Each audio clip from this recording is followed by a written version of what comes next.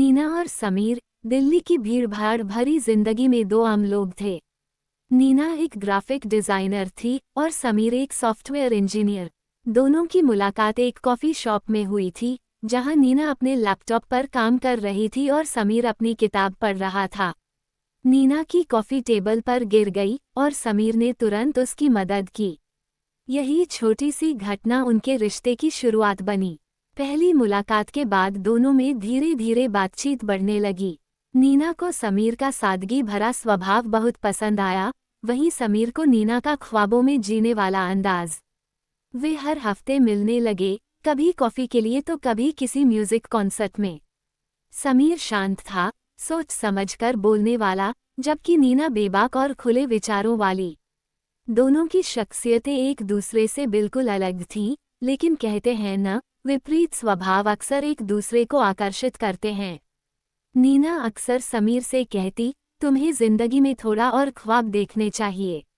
समीर मुस्कुराकर जवाब देता, मैं ख्वाब देखने के बजाय उन्हें पूरा करने में यकीन रखता हूँ।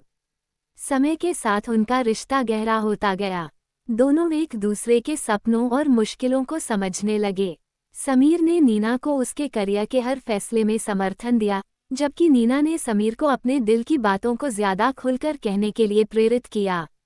लेकिन जैसा कि हर रिश्ते में होता है, उनके जीवन में भी एक मोड़ आया। नीना को मुंबई से एक बड़ी जॉब ऑफर आई, जो उसके करियर के लिए बहुत महत्वपूर्ण थी। वो खुश थी, लेकिन उलझन में भी, क्योंकि इसका मतलब था कि उसे समीर से दूर जाना होगा। उसने समीर से बात की और उसका डर साफ झलक रहा था। समीर ने बड़े प्यार से कहा, मैं तुम्हें रोकूंगा नहीं, क्योंकि तुम्हारा सपना मेरे लिए भी उतना ही कीमती है। लेकिन हाँ, मैं तुम्हारे बिना जरूर अधूरा महसूस करूंगा।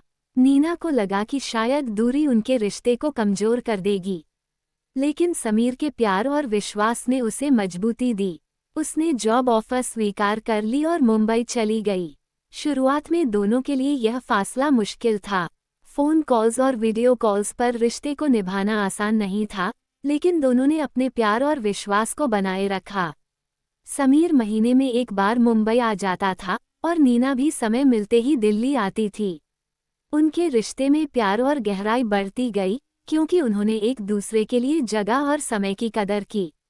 एक साल बाद समीर ने अचानक नीना को सरप्राइज देने का फैसला किया। वह बिना बताए मुंबई पहुंच गया। नीना जब ऑफिस से लौटी तो उसे अपने अपार्टमेंट में समीर फूलों के साथ खड़ा मिला। वह चौंक गई और खुशी से उसकी आंखों में आंसू आ गए।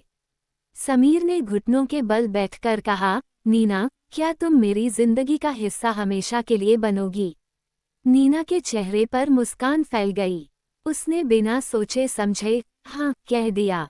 उन दोनों ने मिलकर जिंदगी के उतार चढ़ाव का सामना किया था और अब वे एक नई शुरुआत के लिए तैयार थे। नीना और समीर ने महसूस किया कि प्यार सिर्फ साथ होने का नाम नहीं है, बल्कि एक दूसरे के सपनों और ख्वाबों का हिस्सा बनने का नाम है। दोनों ने मिलकर एक नई कहानी शुरू की, जहां उनके सपने और ख्वाब एक दूसरे से जुड़े हुए थे। अब उनके रिश्ते में दूरियां नहीं थीं, सिर्फ साथ थे, ख्वाबों के रंग जो उन्होंने मिलकर सजाए थे।